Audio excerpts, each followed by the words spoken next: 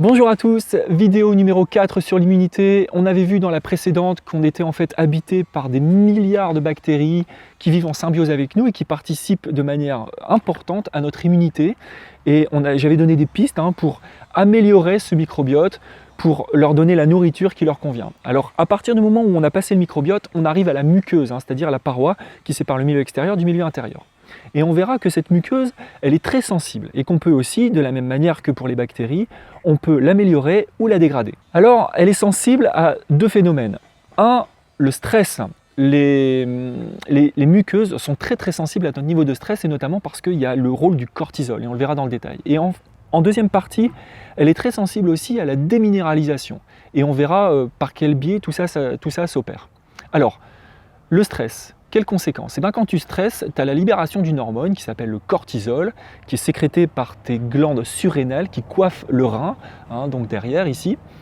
Et le cortisol est libéré quand tu es dans un système de lutte ou de fuite. À partir du moment où tu dois t'adapter, il y a une libération de cortisol au niveau de l'organisme. Alors le cortisol en lui-même ne pose pas de problème, c'est un système qui est très bien foutu parce que c'est salvateur dans bien des cas.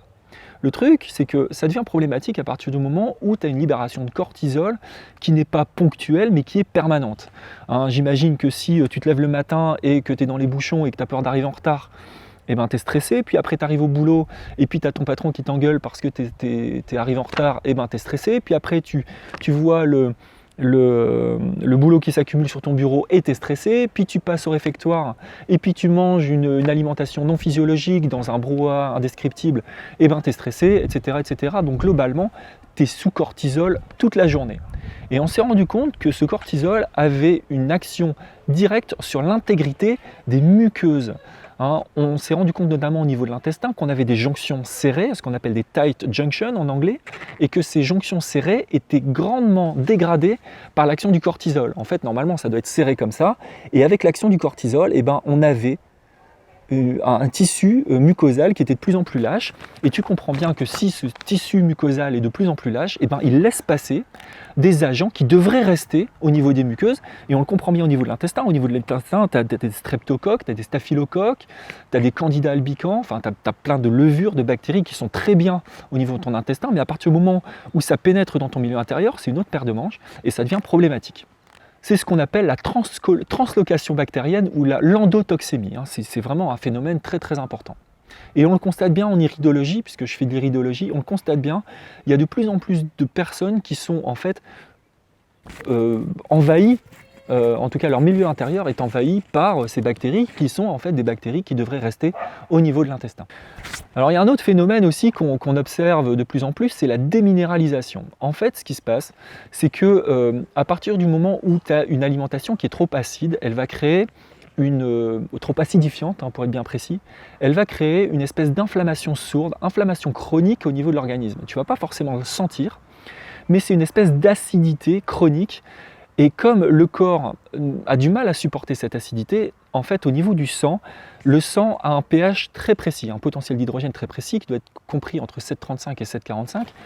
S'il déroge de cette frange, en fait ça devient létal. Donc le corps ne peut pas supporter qu'il y ait de l'acide dans le sang. Donc qu'est-ce qu'il va faire à partir du moment où il va pénétrer dans un milieu qui est trop acide? Il va aller chercher des bases pour alcaliniser le milieu. Et ces bases, en fait il va les trouver à plusieurs endroits, mais surtout dans nos tissus. Si tu n'as pas d'alimentation qui rapporte suffisamment de minéraux, tu vas aller chercher dans les tissus du corps, donc au niveau des cheveux, au niveau de la peau, ce ne serait pas encore trop grave, et surtout au niveau des organes et des muqueuses. Et à partir du moment où tu déminéralises une muqueuse, elle devient là aussi beaucoup plus lâche.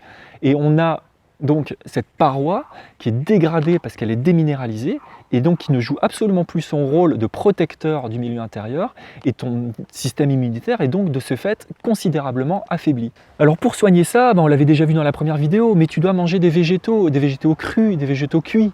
Alors en sachant que sur les végétaux crus, si tu as des ballonnements, si tu as un intestin qui est fragile, je te déconseille d'aller trop vers des végétaux crus parce qu'en fait la cellulose qui est qui est comprise dans ces végétaux crus, est une véritable râpe à intestin et va favoriser aussi l'inflammation de l'intestin. Donc si tu es fragile de l'intestin, eh ben on a inventé un moyen, on est assez intelligent pour ça, on a inventé les jus de légumes crus. Tu vas pouvoir faire des jus de légumes et notamment des jus de légumes verts parce que la chlorophylle est un formidable reconstituant cellulaire, va apporter en fait un shoot de minéraux énorme et va en fait améliorer l'assimilation des minéraux au niveau des muqueuses.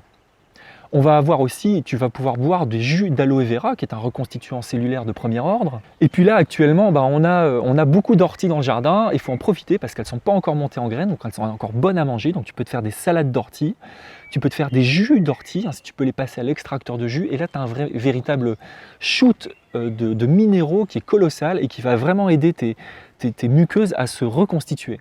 On va avoir des plantes très intéressantes, par exemple le curcuma avec sa curcumine, qui est un très bon anti-inflammatoire, notamment des voies digestives. On va avoir le ginseng avec le gingérol, qui est aussi un anti-inflammatoire.